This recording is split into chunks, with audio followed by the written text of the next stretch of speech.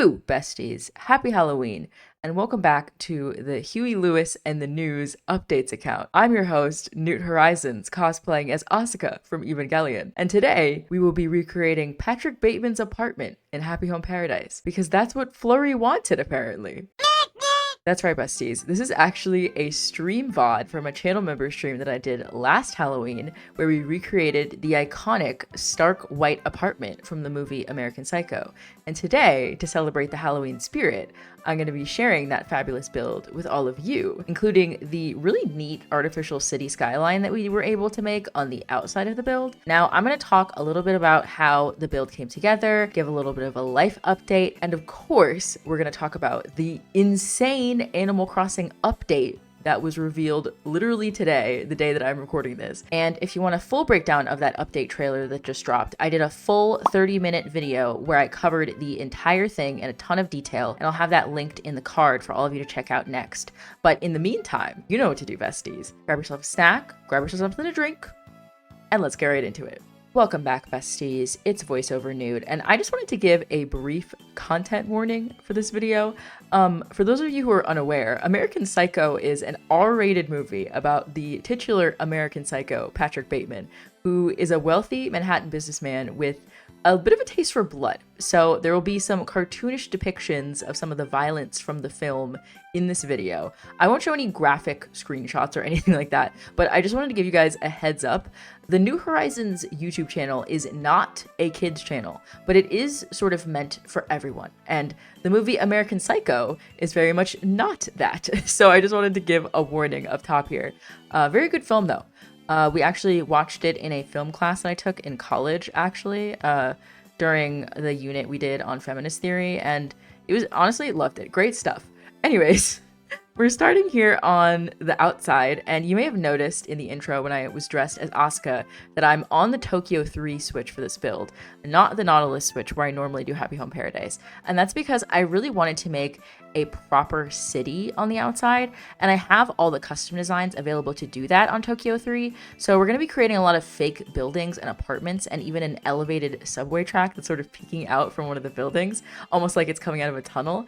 And these are all techniques I've been using on Tokyo 3 to create a futuristic type of city. So we use lots of wide display stands, lots of simple panels, lots of scaffolding, and overall just a lot of tall gray objects, as well as a lot of custom designs. We have the road pattern here that we're placing down, and at some point I'm also going to change the weather to set the build in winter. I thought it would just make the whole thing look a little more cohesive with the like stark white snow on the ground. And you know, it's what Flurry wanted.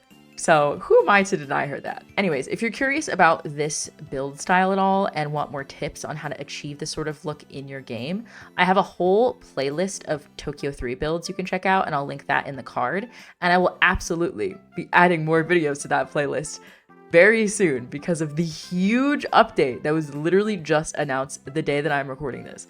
If somehow you were unaware, they're releasing the Animal Crossing New Horizons 3.0 update in January 2026. That's right, besties. And it has a ton of new features that are going to be super helpful, specifically for me finishing Tokyo 3. So some of the features that really stood out to me were, well, obviously the quality of life stuff, like bulk crafting, finally, more storage and being able to put like plants in your storage, the new Rossetti cleanup feature that you can use to essentially like flatten areas of your island pretty much instantly. But the real standout for me of the update was the announcement of the Dream World and the Slumber Islands. Those are going to be game changers for me, I can already tell. Basically, with the update, you're going to be able to access the Dream Suite and visit an entirely blank, fully customizable island where you can literally do everything instantly. Like you can pick up trees in your pockets and you can build bridges and inclines literally instantaneously and for free. And I talk more about this in that breakdown video that I mentioned, but I am just so excited for this feature because now I'm going to be able to plan every single build I do without having to worry about all of the tedious parts of building on your actual island. Like, I don't have to time travel to move my villager houses or grow trees to the right height. I can just access all the items I want from the catalog, so I know exactly how much I need to grab when I go to the treasure islands. I don't need to spend any money on bridges or inclines without knowing what they're going to look like and having to move them day by day. So annoying. That is all gone now. All of the stuff that made building so much harder has just like instantly disappeared, and it's gonna make building Tokyo 3 in particular so much faster and easier. I'm just so excited. It's probably the feature I'm most excited about from the update. Now, there were actually a couple things that I missed during that breakdown video that I thought I would go over quickly here. First of all, thank you to all the commenters who explained to me why I was so confused by Cici and Viche. The reason I recognize them is because technically they aren't new villagers like the Zelda ones are. They're the original Splatoon villagers that they added in the New Leaf Welcome Amiibo update, but canonically, in the world of Animal Crossing, they're cosplayers who dress up as the idols from Splatoon. And so in New Leaf, they were the idols from Splatoon 2, and now in New Horizons, they're dressed as the idols from Splatoon 3. And that's why I was so confused by them. So thank you to everyone who explained that to me. I really appreciate it. Someone else also pointed out how the megaphone item was actually only available in New Leaf. And I thought that it was older because I was actually getting it confused with a feature from City Folk where you can use the Wiimote to like wave at your villagers and get their attention. So that's another correction. Thank you so much, besties. And that also reminds me I have to get back to my City Folk island at some point. I'm just so scared that my villagers have moved away, but we'll worry about that later, besties. Something else I also missed was during the part where they show the hotel UI for picking the villagers' rooms, we can see like two different tabs, and one is for standard rooms, and then there's a different tab where the room icon has like a little sparkle on it. And I'm curious if that's like a deluxe sort of room, like with different features or like a different layout, or maybe that's where they put the NPCs that visit your hotel. I just genuinely don't know, and it was something that I missed initially when I was doing the overview, and I just thought it was something notable. So if any of you have any theories about that, let me know. I also got a lot of comments with really cool ideas for the Slumber Islands that I hadn't even thought of. Like one comment talked about like role playing on the Slumber Islands with your friends because they're actually able to interact with the objects that you place down. And then there was another comment that mentioned how Animal Crossing players could start coming up with build challenges on the Slumber Islands, sort of like in The Sims. And I feel like it'd be really cool to do like a Sims shell build challenge, but with a Slumber Island where you have to build something with like specific terraforming that somebody else made. I just feel like that would be a really cool idea to try out. Maybe we can try that after the update drops. We can have like a New Horizons build shell on the Slumber Islands. But in the meantime, besties, I am planning on getting a Switch 2, and I am planning on making a third island that we could play on in tandem with Tokyo 3. So I have been brainstorming some island ideas, and I'm really excited to share them with all of you in the near future. I'm going to keep them under wraps for now. And speaking of The Sims, actually, I'm planning on making a video soon with advice on how to play Animal Crossing as a Simmer. I know a lot of Sims players are feeling a little lost right now because of the EA buyout that was announced. And as a longtime Sims fan myself and an Animal Crossing fan, I thought it would be kind of helpful to offer some advice about how to decorate in New Horizons, because I think that's a feature of Animal Crossing that a lot of Sims players are probably attracted to.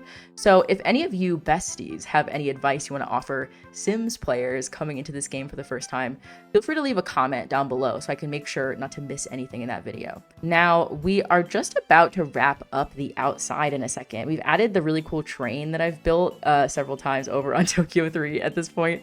We have lots of fake buildings. We have the nighttime ambiance. I think we also added some steam effects in places, just trying to like make it look as cold and grimy as possible, and also tall. We want to make sure everything looks as tall as possible, and that's why we use items like the scaffolding in the back of the build to make it seem even taller than 2 levels. And that's also something that I'm kind of excited for with the Slumber Islands. But for now, in Happy Home Paradise, we got to work with what we got. And I mean, not to toot my own horn or anything, but I think, despite all of the trouble that I've had with Tokyo 3, I think I have a pretty good grasp on City Core at this point. I think I understand how to make fake buildings. I understand the lights and the different codes and how to place everything. And I'm feeling very confident that once I get all of these new tools, it's just going to be even easier. And Tokyo 3 is just going to be perfect. It's going to be exactly how I imagine it in my mind. And it's going to be beautiful and stunning and gorgeous. And we're all going to love it. But yeah, we're about to wrap up the outside and head on inside to get to the actual meat of this build. That feels kind of gross to say for this build. He's not a cannibal though. This isn't like the Hannibal Lecter build from that was a long time ago. Shout out the besties who've been here since the Hannibal Lecter's dining room build. That was a while ago. Jeez. Okay. Now we're about to actually head into the inside, and this is where the fun begins. This is where the American Psycho appreciation actually starts. Now, I am quite a big fan of this movie, so there's going to be a lot of Easter eggs throughout this apartment. But the main idea was basically to make it as cold and white and sterile as possible. And it's also very 80s and kind of masculine looking, with lots of like sharp furniture and really dark wood tones and metal mixed in with all the bright white. And I wanted the shape of the room to be kind of small and simple. And of course, the main scene that I wanted to recreate and the inspiration of the title of this video is, let's say for YouTube's sake, the scene where Patrick butchers his coworker with an axe while playing It's Hip to Be Square by Huey Lewis and the News on his fancy radio system that he has. And to do that, we're gonna put down like a big, nice, fancy stereo, and we set it to play KK Funk, and then we add in a lot of knives and an axe and even a chainsaw, which he uses later in the movie, as well as lots of blood custom designs. And we're also going to stop and look up a raincoat custom design based on the one that he wears in the movie. He wears this really like visually striking clear raincoat to keep himself from getting dirty from all the blood that's splattering everywhere. And you know, I feel like it kind of represents a lot of stuff about his character. You know, there's this like the obvious stuff where he's very self-controlled and he wants to be like clean and perfect. But at the same time, it kind of represents like the thin barrier that separates the real Patrick, like the one who's a serial killer, from the imagined Patrick that he sort of creates and presents to the world every day. And honestly, the director of this movie, Mary Harron, is just like really smart. And she puts a lot of really great details like that in the film that I really love. And it just makes it so fun to watch and rewatch. And it's also just really funny. Like, it's a very goofy and ridiculous scene. And the guy getting cut up is played by Jared Leto. So, you know, it's not that hard to watch him get butchered to Huey Lewis and the News. Anyways, you're going to see lots of little references like that pop up throughout the build. You know, we've got lots of 80s and 90s sorts of technology and the aesthetics. And I made sure to include a landline phone and an intercom system. I thought those suited the build really well. And at one point, oh, here we go. Here we go with the KK Funk. We also include lots of specific references like the axe, his raincoat and his boots, the chainsaw that he uses later in the movie. We include Jared Leto's unconscious body. At some point, you're gonna see that later. We have Patrick's famous headphones that he uses to listen to his Walkman on the way to work. You've probably seen that GIF before. It's kind of a meme. We also have his telescope that he keeps in his living room. And overall, I'm really pleased with how this build came out. It's obviously not an exact replica by any means, but I feel like we got it looking barely recognizable to the movie. And of course, also it's just funny. Like, I don't know why Fleury asked for this. I don't know why Fleury asked for this in this specific way. Like, based on her required items that we of course ended up hiding outside, she wanted like a winter wonderland sort of house, but she phrased it in a way where it sounded like she wanted a stark white Patrick Bateman apartment, which like that's really funny. Like, girl, why do you want that? Anyways, another thing that was kind of funny was halfway through the stream, we took an extended break to look at the Newt Horizons iceberg chart made by channel member Piero. I'm going to pop that up on the screen right now. And I just found it really funny that this showed up while I was editing this footage. And honestly, some of the things on it, I don't actually remember saying or talking about in videos. And it's just so funny to me, like, what stupid anecdotes from my life updates happen to stick with you guys. I just find stuff like that incredibly amusing. Like, I love hearing what you guys think is like the lore of the channel. And speaking of life updates, let's take a little minute to check back in with me in my busiest month ever. Now, if you watched the previous speed build, which you should, the onsen that I did for War Junior, I talked about all of the concerts that I've been going to lately. So at the beginning of the month, I went to see a Butt Toot King from RuPaul's Drag Race. And then I saw Lorde on her tour literally the next day. And then last week, I started off the week seeing Rico Nasty live in concert. And then the day after that, I went to a basketball game. And then 2 days after that, I went to another concert. This time I got to see Lamp, who I got to see previously on Mitski's last tour. They were her opener, and I absolutely love them. They were literally my entire top 5 on Spotify last year, and it was just so nice getting to see them on their own tour.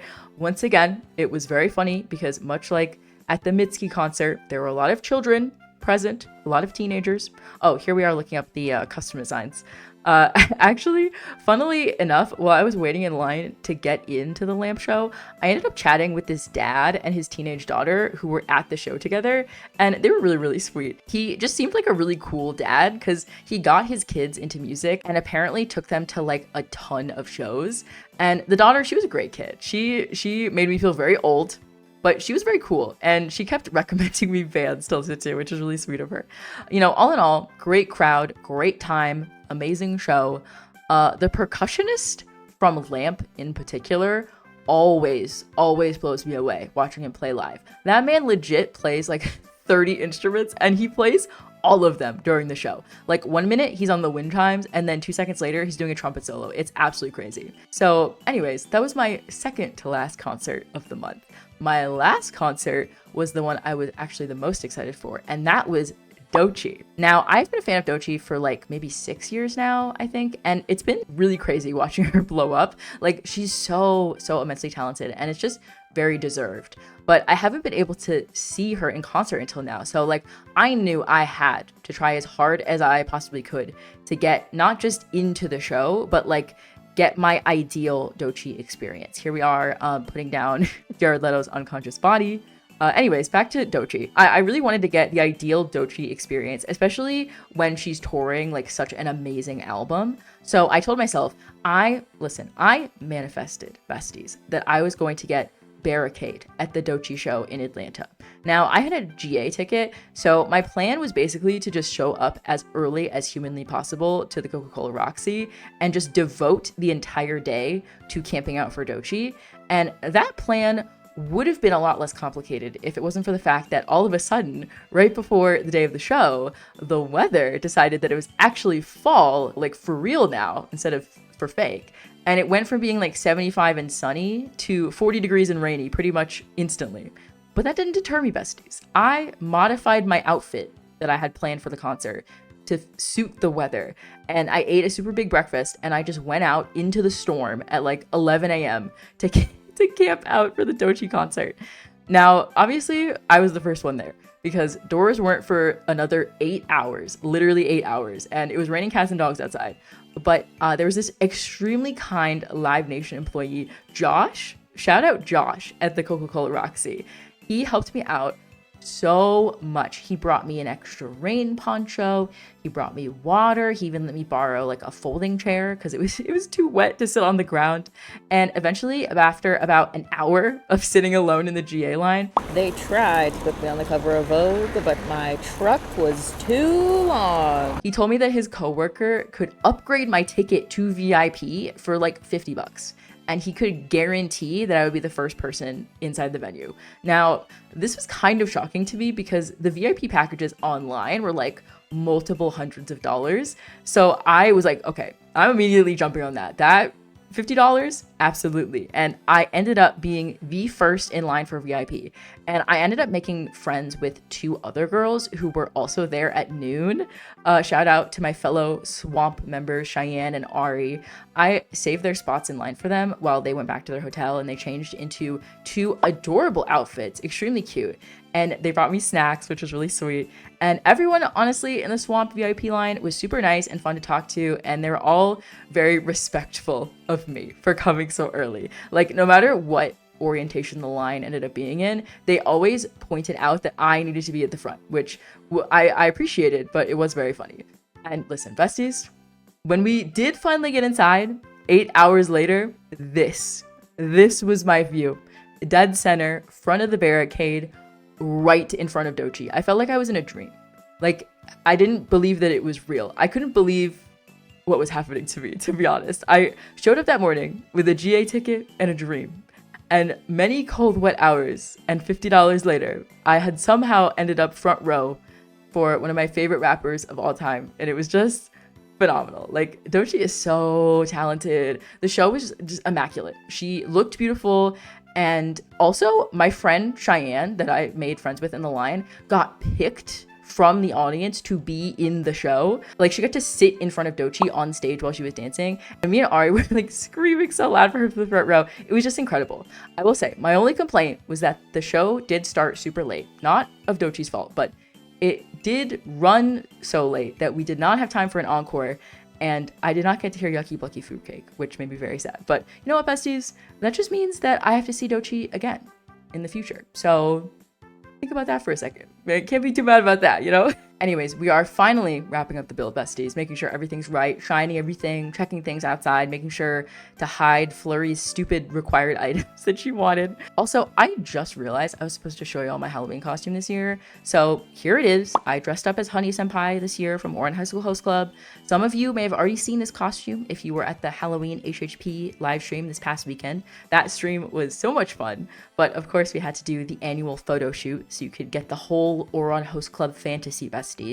So let me know down below what your plans are for Halloween, who you're dressing up as, and any other life updates you would like to share.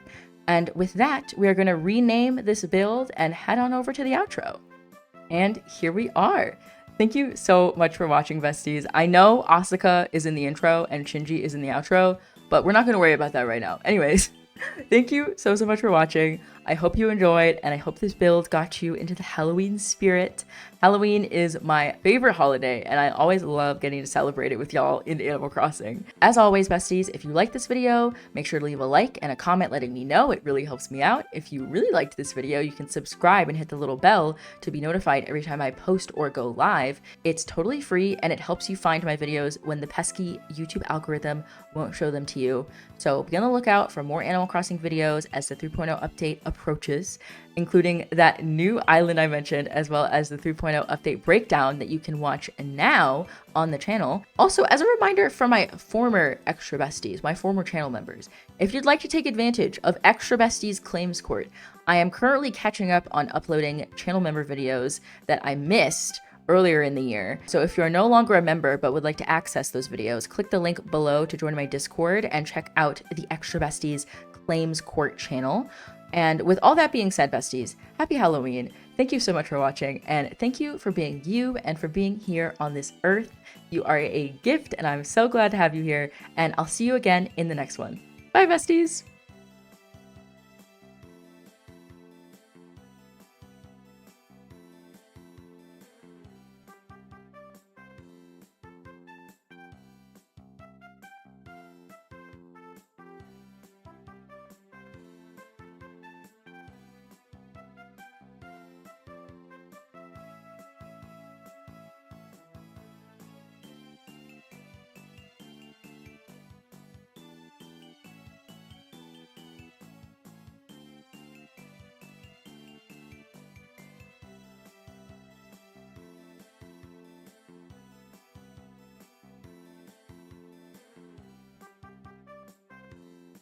Do you think Asuka would like American Psycho? I feel like she would. I feel like she'd like it. I feel like Rei would definitely like it. Shinji not so much. I think the blood would scare him.